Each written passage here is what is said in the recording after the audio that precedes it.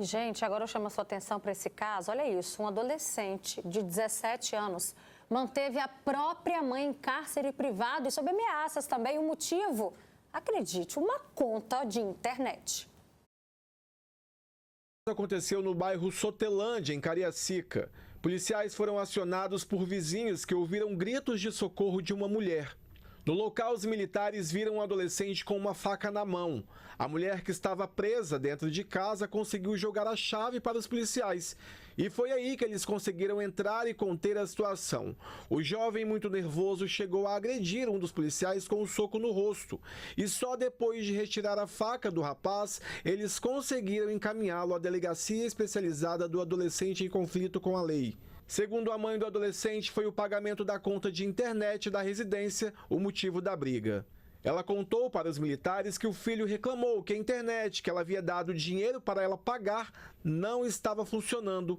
E foi aí que ele começou a ameaçar a própria mãe. Gente, vamos lá. A adolescência, por si só, a gente sabe que já é uma fase difícil. Mas quando começamos a perder o controle da situação com os filhos em relação à violência, seja as drogas, furtos, né? Ou então esse jeito mais agressivo com os pais, o que a gente deve fazer? Pedir ajuda nem sempre é fácil, né? E quando também é a hora de acionar a polícia, o conselho tutelar aí um socorro. Participe então com a gente desse assunto, desse debate. Vem cá, aqui no nosso estúdio, nós recebemos Maxwell, gente. O Maxwell já deu muito trabalho para a mãe dele, mas daqui a pouquinho ele vai contar para a gente qual é a história de vida. Tudo bem? Boa tarde. Obrigada, viu, Maxwell? Seja bem-vindo, tá?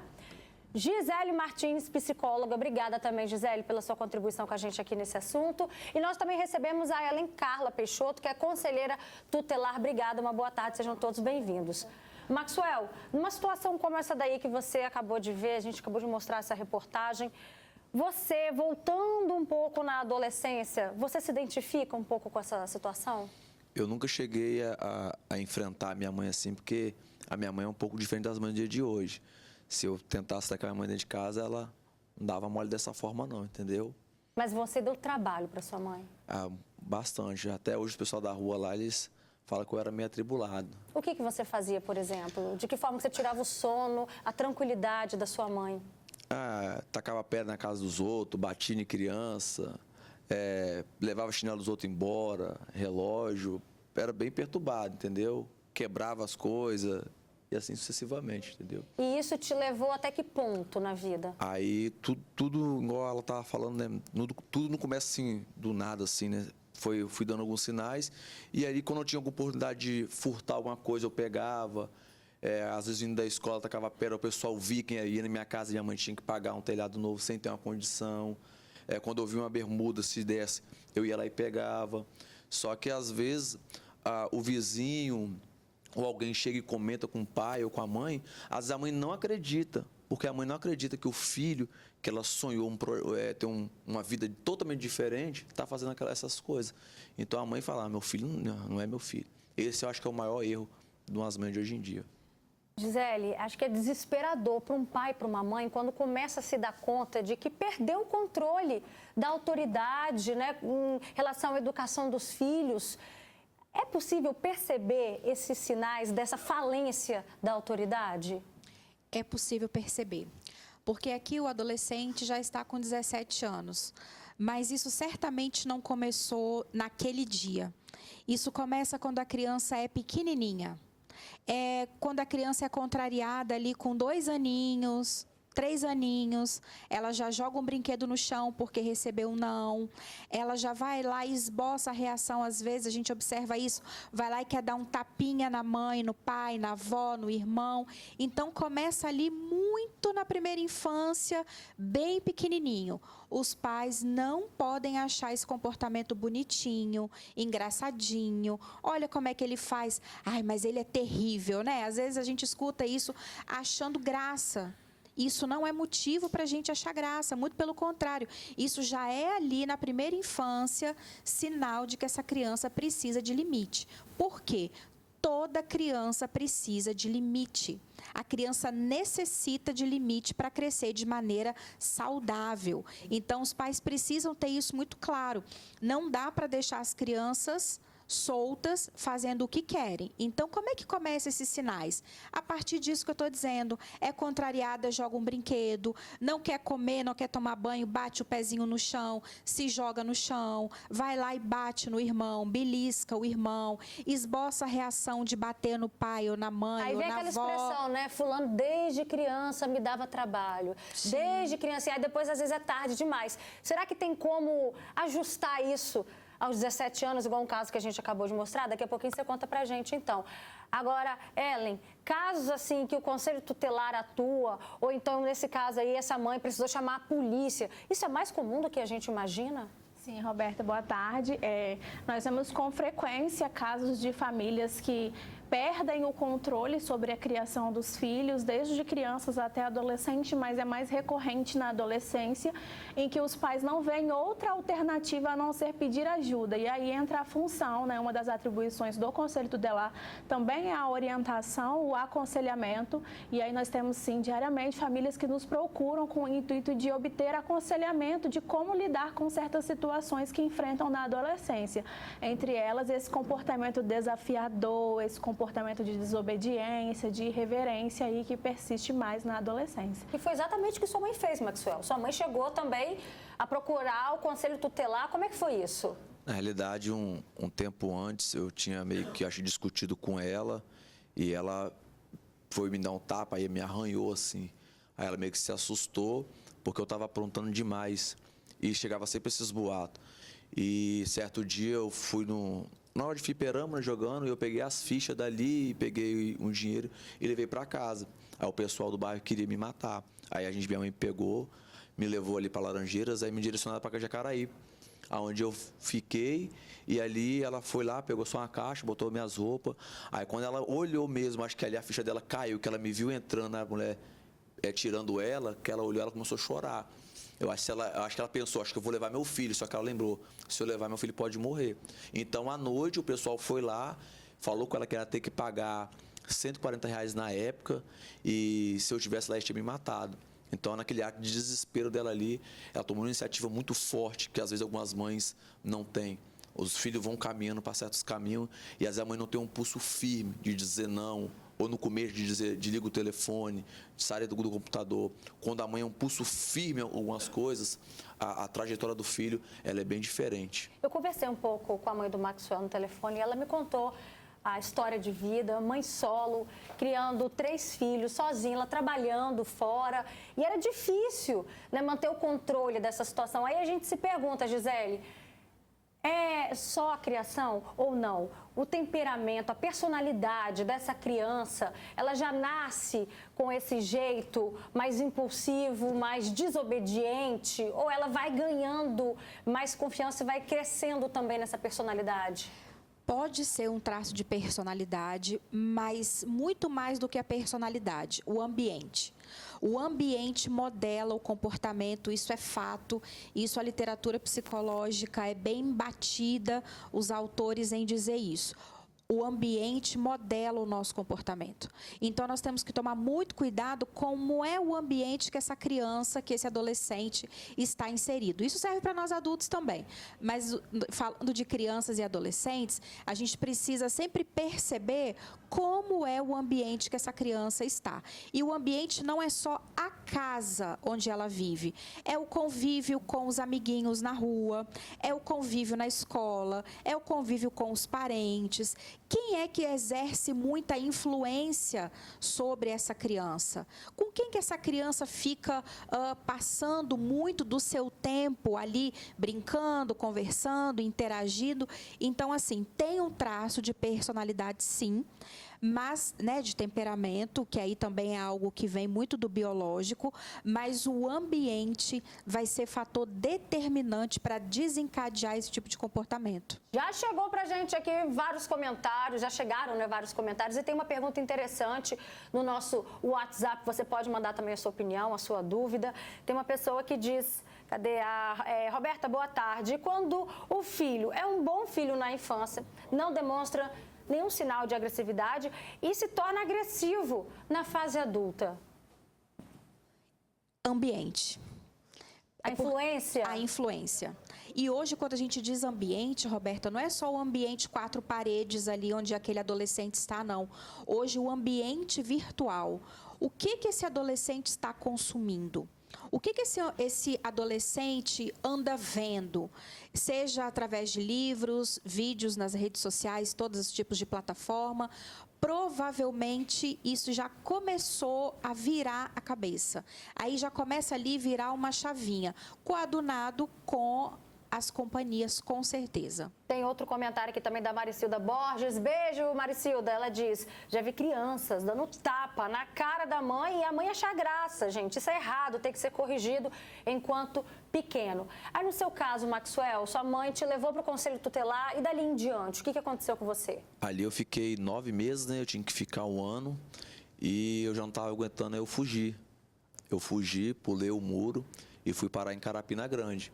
Entendeu? Hoje em dia, como ela falou ali... Você fugiu pra onde? Sem dinheiro, sem... Fui pra praia. Fiquei o dia todo na praia, pensando em ir pra outro lugar e fiquei ali. Inconsequente, aí, né? O dia todo. Aí quando deu umas 5 horas, porque eles já ligaram pra minha mãe dizendo, ó, Maxwell fugiu, minha mãe ficou em desespero porque ela tava em processo de separação, morando na casa dos outros. E ali, aí eu peguei o ônibus, pulei a roleta, fui bater lá em Carapina Grande. E fiquei por lá. Minha mãe desesperada. Aí foi daí que, veio de melhorar, foi piorando. Aí já não era mais um conselho tutelar, aí já eram as coisas mais pesadas, entendeu? Ellen, o conselho tutelar, depois que recebe um caso como esse, assim do Maxwell, ou então algum outro acionamento que a família faz, pedindo essa ajuda, dali em diante, consegue acompanhar que tipo de ajuda, tanto que esse adolescente quanto a família precisam? Então, a primeira abordagem que nós fazemos são os encaminhamentos, né? A família chega até o conselho tutelar, relata para a gente os fatos ocorridos, e aí nós fazemos o encaminhamento para a rede de proteção à criança e ao adolescente. Isso envolve serviço de convivência e fortalecimento de vínculo, acompanhamento psicológico, não só para o adolescente, mas também para toda a família. E, não sendo o suficiente, tem casos que os pais, de fato, querem entregar voluntariamente o adolescente. A gente busca, né, os familiares próximos que têm interesse em tentar resgatar essa criança e esse adolescente. Não sendo suficiente, a gente vai para a fase de institucionalização, que é quando a gente abriga, acolhe aquela criança e aquele adolescente em um abrigo apropriado para a faixa etária e para o sexo, sendo masculino ou feminino, da criança, que é o próprio município que tem as parcerias. Após 3 meses aproximadamente, em alguns casos como o dele 9 meses, a depender do trâmite da Vara da Infância e Juventude, porque antes da judicialização vem a institucionalização. E aí a gente encaminha para a vara responsável e a juíza é quem decide se a criança se mantém ali, se tem a destituição do poder pátrio familiar, que é quando a criança é entregue para a adoção, né, que destitui do poder familiar e vai ali para a institucionalização da adoção. Ó, tem mais comentários aqui. Olha, eu passei isso com o meu filho. Fiquei muito doente, entrei até em depressão e hoje ele faz tratamento. Também tem outro comentário aqui de uma pessoa que diz: como é que eu faço para entrar em contato com o conselho tutelar? Eu tenho um pré-adolescente de 10 anos. Imagino que essa mãe aqui, né, não sei se é mãe ou se é pai, já esteja passando aí uns bons bocados, aí para não dizer maus bocados, né, com essa criança. Daqui a pouquinho você conta pra gente, mas olha, aconteceu também, lembra, recente, em Minas Gerais? Foi no último dia 15, um outro caso assustador de um filho adolescente agredindo a mãe em Patos de Minas, gente. Uma mulher de 34 anos, o que ela fez? Ela procurou a polícia depois que o filho de 12 anos agrediu com um soco. Uma criança, 12 anos, agredindo a mãe com um soco. Adivinha por quê? Porque ele gastou R$2.000 nesse jogo do tigrinho. Aí a mãe descobriu e, claro, a mãe foi fazer o quê? Tirar a satisfação. E aí o que a criança fez? Bateu na mãe e ela ficou ferida na boca. Gisele Martins, depois que chega num ponto como esse, né? Imagina, uma criança, um adolescente aí de 12 anos, essa fase de transição, ter essa coragem de agredir a própria mãe. É possível reverter essa situação? Como? Acho que é a pergunta de milhões, né? É a pergunta de milhões. Primeiro que sozinhos os pais já não vão conseguir mais. Hoje precisa de ajuda psicológica. É a única saída para que esses pais recebam orientação parental. Então, os pais vão precisar de orientação parental e esse adolescente vai precisar de ajuda psicológica. Os dois, porque sozinhos esses pais já não têm mais condição comportamental, repertório comportamental para regular o emocional desse adolescente. Então, eles vão precisar de ajuda. É possível reverter? É possível reverter. Só que sozinho, Roberta, já não dá mais. Precisa de ajuda especializada. Dependendo do nível de ansiedade, dependendo do nível de agressividade, talvez seja necessário entrar até com recurso medicamentoso. Mas sozinhos, os pais precisam perceber. Quando chega nesse ponto, já perdeu completamente a autoridade, perdeu completamente o controle. Não espera isso piorar. Porque pode piorar. É fase, é adolescência, daqui a pouco passa. A tendência é piorar? A tendência é piorar. Pode ser que passe, porque tudo na psicologia depende. Pode ser que passe? Pode. Mas pode ser também que não passe? Pode. Então, os pais vão pagar para ver? Eu, como profissional da saúde mental, digo, não pague para ver. Porque o que eu observo na prática clínica é o escalonamento desse comportamento. É a piora desse comportamento. Tanto na relação familiar, quanto na relação na rua, com os colegas, com os amigos, com os familiares, vai virar um espelho. Então, precisa buscar ajuda. É possível, sim. Se, porventura, você, familiar, não tem condição de procurar um atendimento psicológico particular, hoje as faculdades fazem muito esse trabalho, né? Nós temos aí a ajuda dos acadêmicos em psicologia, as faculdades praticamente todas, falando aqui da Grande Vitória, elas têm esse papel social, então é só ir lá, fazer inscrição, dizer qual é a demanda, que provavelmente você vai ser chamado e ali é um atendimento gratuito. Algumas poucas cobram valor simbólico, R$10, R$15, mas a grande maioria das faculdades e universidades, o tratamento é gratuito. Como a Gisele disse, a gente tem que buscar ajuda, viu? Porque a tendência é só piorar. E tem um caso aqui de uma pessoa que falou, não quero me identificar, mas eu estou sofrendo isso com minha filha de 8 anos, que pegou coisas escondidas na casa do pai e na casa da minha amiga. Às vezes vem para cima de mim com apenas 8 anos. Me ajuda. Esse é o apelo dessa mãe. E olha, gente, em maio desse ano, um outro caso chocante, tá? Um adolescente matou os pais e a irmã depois que o pai e a mãe decidiram tomar o celular dele. Vê se tem lógica isso. O adolescente de 16 anos confessou que matou a família dentro de casa 3 dias depois do crime. O que ele fez? Ele ligou para a polícia e afirmou que havia matado os familiares usando a arma de fogo do pai, que era guarda civil municipal em Jundiaí. O adolescente disse que o crime foi uma vingança. Ele ficou revoltado porque tomaram dele o celular e o computador. Aí decidiu simplesmente ali, matar todo mundo. É inacreditável pensar que as coisas podem evoluir dessa maneira, né, Gisele? Roberta, tratando-se de vício em telas, vício em jogos que a gente tem visto tanto aí, tantas plataformas, é a mesma via cerebral do uso das drogas. O vício em jogos, né? Isso é um transtorno do jogo, transtorno desse vício, ele tem o mesmo mecanismo que as drogas fazem no nosso cérebro. Então, você percebe, o vício em jogos é como se fosse uma droga. Então, é importante que os pais já percebam que esse filho fica ali muitas horas sobre as telas, nas redes, nas plataformas. O Maxwell falou uma coisa interessante, os pais, eu quero dizer para você, cuidador primário, precisa ter pulso firme sim com o seu filho. Isso é amor, isso não estou dizendo aqui para você bater, não estou dizendo aqui para você espancar, isso não vai resolver. O que vai resolver é o diálogo com o seu filho, é perceber desde pequenos os primeiros sinais desse desvio comportamental, dessa desregulação emocional. Pais, não tenham medo dos seus filhos. Eu percebo que os pais estão com medo dos filhos. Não fiquem com medo dos seus filhos, mas é preciso educá-los. E educar dá trabalho, precisa estar próximo, precisa estar junto, precisa dialogar. Não basta dizer para o seu filho, não fique nas telas. Mas ele vai fazer o quê se não tem tela? Ele vai brincar com o quê? Então, os pais precisam ali disponibilizar um arsenal, essa é a palavra, um arsenal de brincadeiras, de estratégias, para que essa criança, para que esse adolescente faça outra coisa e não fique. Porque imagina você deixar o seu filho numa área perigosa da cidade por 2 horas. Sem a sua presença, né, na internet. É uma rua. É uma rua a céu aberto que você não sabe o que está acontecendo ali dentro. Olha só, tem um comentário muito forte que chegou pra gente aqui agora, de uma telespectadora que diz: boa tarde, Roberta. Eu e meu esposo estamos passando uma luta com meu filho de 16 anos. Até um soco no olho ele já me deu. Nós somos evangélicos, tenho mais 3 filhos que são totalmente diferentes. Não sei mais o que fazer. Eu estou tendo crises de ansiedade e depressão. E aí vem a pergunta que a gente abriu esse estúdio aqui fazendo, que é: quando é a hora de acionar o conselho tutelar ou então acionar a polícia se for necessário, Ellen? A gente tem que aprender a não ignorar os sinais, né? Como a colega aqui disse.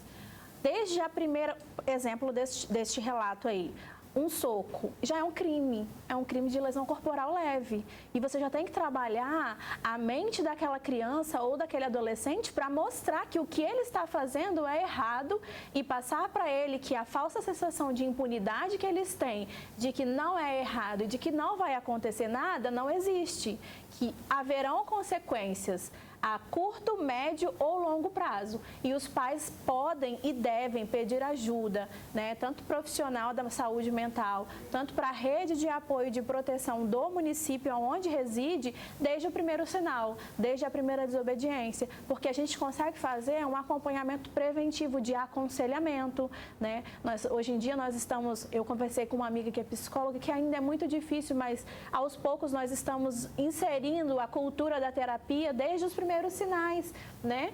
De a gente conversar, de fazer esse serviço de fortalecimento de vínculo familiar desde o primeiro sinal. Perfeito. Para a gente finalizar esse assunto aqui, que o nosso tempo está acabando, Maxwell, hoje você tem um filho de 13 anos, tem 2? Tenho 2. 13 e 8 anos. De 8.